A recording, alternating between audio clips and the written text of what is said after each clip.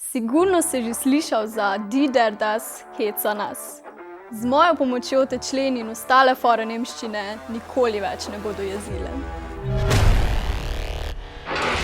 Sem Anaja Urek in sem tu, da tebi pomagam pri pripravi na maturo iz nemščine.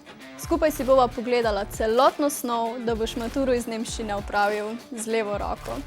In zakaj bi ti ravno jaz razlagala snov? No ja, ker študiram nemščino in tako vem, o čem govorim, ker se s tem jezikom ukvarjam že praktično celo življenje, pa mature se ful dobro spomnim. Nemščina je izjemno strukturiran jezik, ki obožuje tabelce in pravila. Ko te enkrat obvladaš nemščino. Mi ne verjameš? Naj ti pokažem.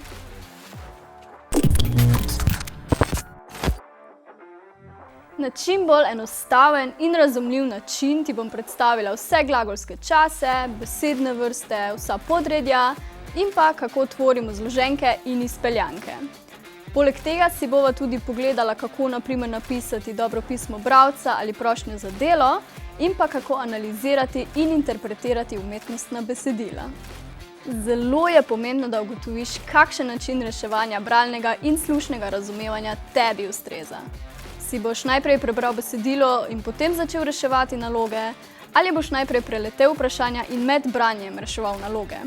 Kaj tebi ustreza, lahko ugotoviš samo tako, da rešiš čim več maturitetnih pol in ne čakaš do trenutka, ko boš junija pred sabo imel svojo maturitetno polo. Se vidiva v videih!